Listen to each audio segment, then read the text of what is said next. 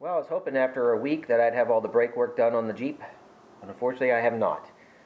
Just as I was cleaning the frame so I can pull the rest of the brake lines towards the front and install the new, well, ran into a slight problem. Let me show you what it is.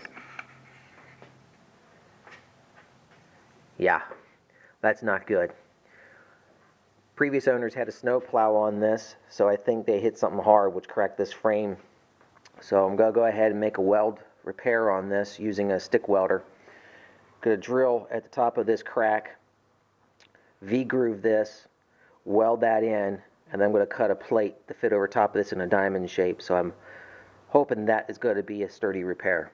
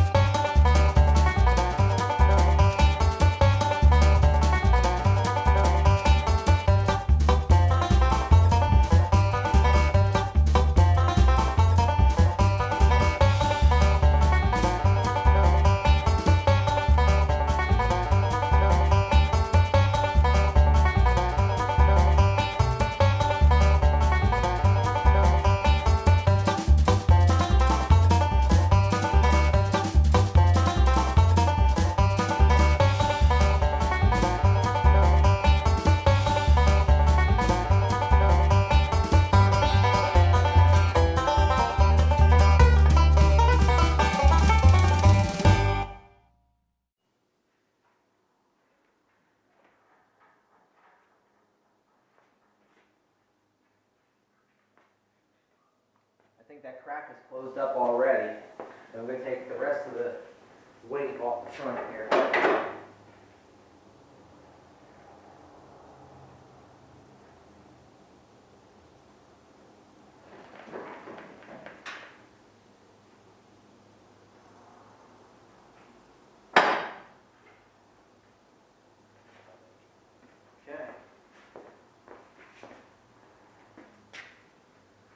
Before I was going to put a tie-down strap on this side and pull on this frame, but that closed that right up. Would like to get that a little bit more flush if I can. I might try a larger hammer on this just to see what will happen, if it'll move or not. But what I did, as you can see, I have my jack stand back here on this part of the frame, so that way I could get it to pivot down and put some of the weight back on it to get that to close back up. Which it certainly did, because before you could see through that crack, and now you can't. And as you can see, I V-grooved it so that it'll make room for the weld. I was going to drill a hole up in here, but it looks like that crack goes diagonally, and I have a feeling that it goes probably right to this rivet. So I suspect what I may end up doing, rather than cutting this off and trying to do it and taking the chance of this thing just popping open, I think I'm going to clean up around here, and I'm going to use this shock tower as sort of my plate for the top. Next owner may hate me if they ever have to remove this, because it's going to probably be welded on, but I think that's going to strengthen the top side for me. Getting ready to do this arc welding, and what I'm using is an 1/8 inch rod. The metal here is 3/16 of an inch, so using the scale on the welder, it called for an 1/8 inch rod, and I did some calculations, and I come out to a cycle of about 113 amp to run vertical. So I have this cleaned up V-groove, so it's ready to go. I just got to turn this thing on. I haven't used a stick welder since the 80s, though I have to admit I did a little test on some similar metal just to make sure it was right. So I just got to slow my rate down, and I should be able to get good penetration. So here we go. Okay, didn't like where I had it grounded. I had it grounded on the leaf spring support. I guess there was too much rust in between these two. So I just used my magnet here that has a copper probe going down through there. It might be brass, copper, I'm not sure what it is. But I just moved that up closer to the area that I'm welding, so we're going to go ahead and...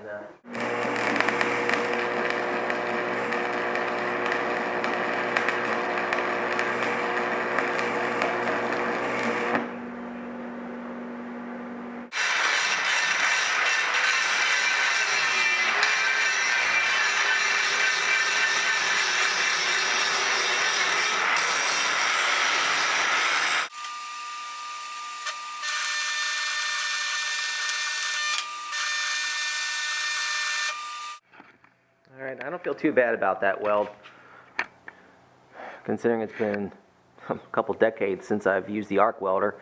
So that's just the start of it. I'm going to clean that down. I still got to weld on the underside of the frame. That's going to be a real treat doing it upside down. Make the plate, which, looking at my scrap metal pile, I don't have anything that's the right thickness. It's either too thin or too thick. But I did notice that the front bumper is the exact same thickness. And I have a replacement bumper, so I think I'm going to cut metal out of this whole side here and use that to make a plate for this frame. So I'm going to keep on working here.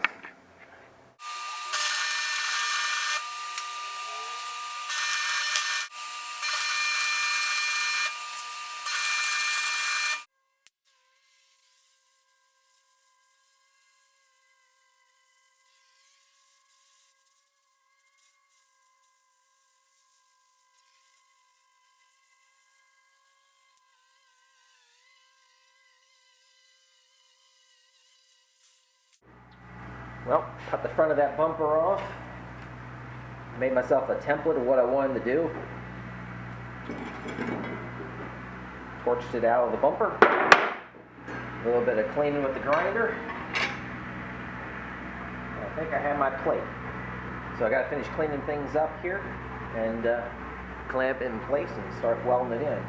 Before I talked about doing it in a diamond shape, and I didn't feel that was going to be strong enough, so I did a traditional method with these cutouts.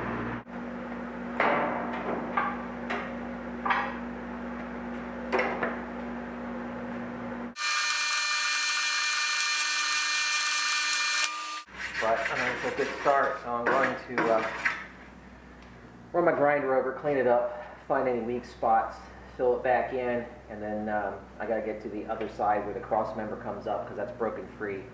I'm going to hit that with my little sandblaster to clean that up, and then I'm going to weld that back part of the cross member to the back side of this frame rail. Here's the welds mostly cleaned up. Not too shabby there. It's not my best work, but considering I use a stick welder in so many years, I'm not going to complain too much. But here's what I'm looking at doing next, and that's repairing this part where the cross member, that weld, is broken. So I'm going to get my sandblaster in there, which is just this little one here. I'm not going to get my full sandblaster out, but I think that little spot blaster should be able to do that. I have this turned, so I should be able to go right down the seam. So I'm going to go ahead and do that next, and then hopefully get that welded, and then I can call this done. Okay, not the best weld, kind of hard to get down in there, but the cross member has been attached again. I'm going to call this complete at this point. What we're going to end up doing for the next video, I'm going to finish scraping this frame. I'm probably all dirty here. Get it painted, and then I got to pull the rest of the brake hard lines and then rebuild the wheel cylinders as well. So next video should be the rest of the brake work, hopefully, and then I can take this back out here on the road and play around a little bit. So if you haven't already, please subscribe, follow us on Instagram, and thanks for watching.